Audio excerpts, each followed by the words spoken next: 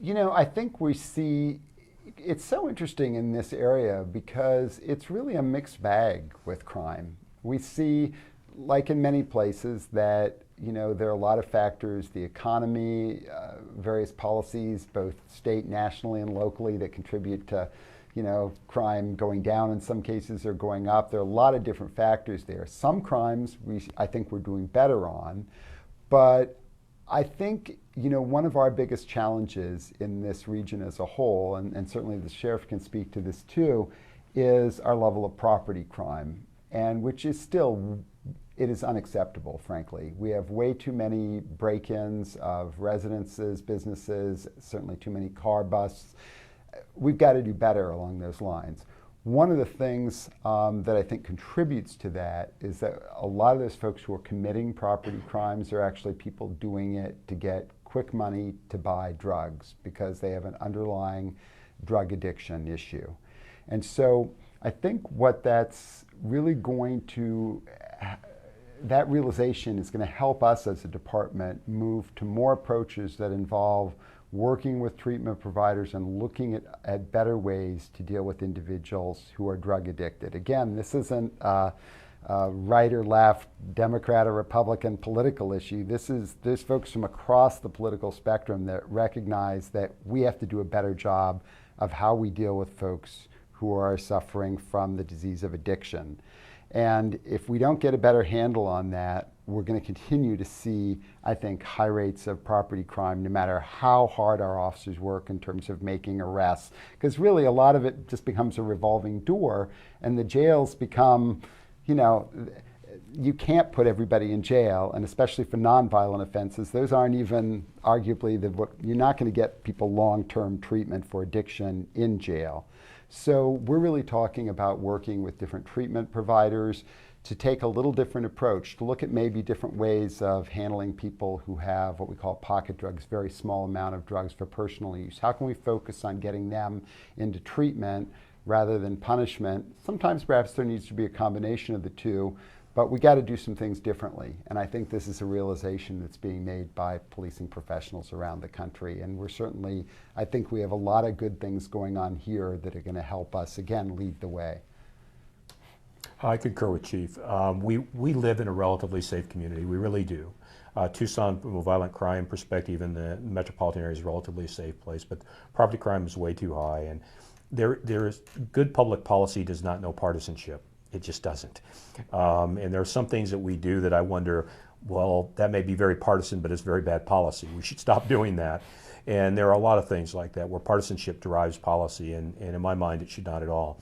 If we imagine that there's somebody out there, and there is somebody out there right now that does 20 residential burglaries a week to fix a drug problem. Yeah. Now we can expend law enforcement resources, incarcerate that person, go through a trial process, do all kinds of things that would expend significant public resources, or get that person into treatment one time, fix their drug addiction, and we just reduce by 20 the number of burglaries that we'll have here. What makes better public policy sense? Clearly, going the other avenue with people that are amenable to that type of intervention makes good public policy sense. We do not benefit from having a full jail. We don't, and then we need to be more guarded about who's in there and for what purposes they're in there. It costs well over $200 a day to put somebody in incarceration. If I could treat that person for $50 a day in some community-based alternative, does that make good public policy sense? Of course it does. It's not about being soft on crime, it's about being smart on policy. Yes. I am not soft on crime, but I like to be smart on policy. Yeah, I don't think you'll find any area of greater agreement than that between us, because we really recognize we're not going to be able to arrest our way out of these problems. And we know that jails are just not the best place to provide either mental health services or services for folks who have drug addictions. So we have to be smarter and more strategic about the partnerships we have and about the ways that we keep, in particular, nonviolent offenders, whenever possible, out of jail. We have to have alternatives, and there have to be certainly consequences for any of these things, but we can do better. There are a lot of good examples out there, and Pima County really has been leading the way in this area. Again, we have a MacArthur grant here where there's been a considerable investment made in reducing the jail population. The city has an added financial incentive, given its budget challenges, to figure out are there some different things we could do to avoid putting people in jail who don't really need to be there? We want the violent, dangerous people, of course, to be incarcerated, but there's so many other folks who are simply there because they don't have the wherewithal to bond out, or for any of a host of reasons. So I think you should watch, and you will see many ways in which we will be working together in the future to be smarter about how we use the criminal justice resources that are available to us. And we have some good partners with the prosecutor's office, with pretrial services, with others who really, we really want to work together. We're going to get out of these silos that we've traditionally been in and figure out how we work together to do better along these lines. One of the benchmarks I have for my first 4-year term is, did I reduce the jail population? I know what it is today and what it has been the last month, and I'm not with numbers. And I want it to be significantly less than that at the end of my first term. That means that all those collaborations Chief talked about will have taken root, and that to some degree I hope to nurture those things and to make them more beneficial to our community. And people say, oh, you're soft on crime, you don't want, no, that's not the furthest thing from the truth. There's a difference between being aggressive and being smart. I would choose smart, and let's look at long-term solutions rather than I put you in jail this week, I put you in jail next week, I put you in jail the month after that. A revolving door. And how is that beneficial to the public? How is that smart on crime? Well, it's not smart on crime at all. Right. It makes more sense by far, financially and public safety wise, to fix the problem and move on. And we have the capacity, merging capacity in this community through community-based partnerships, through things that Chief and I will collaborate on in the future to make a positive difference. We're both in the latter stages of our career. All I'm about at this stage in my life is trying to make a positive difference before I hang up the badge and the gun and ride off into the sunset with Mrs. Napier. That's all that matters to me at this point, is to make a difference, a positive difference for the people in my agency and my county. I think he just said we were old. Did you hear that? I thought that was a very diplomatic way to put it. But I think that's readily apparent to anybody watching the interview. We're going to fight the brave fight. Yeah, that we're on the sunset of our respective careers. But that's very nice. Yeah, we're not kids anymore. That's suffice to say. No, that's right. But in all seriousness, this is a great time in our careers because it gives us the opportunity both to benefit from the experience we've gained over the past 30 plus years that we've been in this profession, and it also a certain amount of freedom to push forward with things that we both think are really important.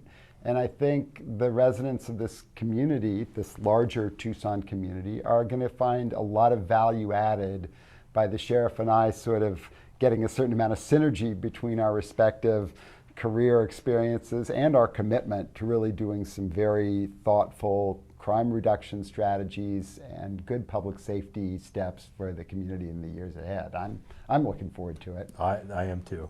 That's why I went through all the toils of being elected, so I could work with this guy for 4 years. Best friends right here. Yeah. Well, Chief Magnus, I know you believe in like grassroots policing, having police officers go out into the community. Do you still feel like that is the best way to make a difference in the community? Well, I would put it this way. I think the best police officers are officers who build relationships with the community they serve. And that can look different depending on the neighborhood you serve in or the priorities of a particular area of the community, or maybe it looks a little different what those partnerships might be if you're downtown versus if you're down in Rita Ranch. But the crux of it still is getting out there, getting to know people, really listening to what people tell you their priorities and concerns are, and then working with them as partners to solve crime. And I think, and frankly, to prevent crime as well, maybe even more importantly. So yeah, I totally believe in that. I think that we have an amazing group of officers who've already figured out this is the most effective way to do policing, and particularly considering that we really are, I think a challenge that we both face is not only are we short on officers, but we have really slim budgets overall. We can't do this by ourselves. We have to have the community as real partners with us.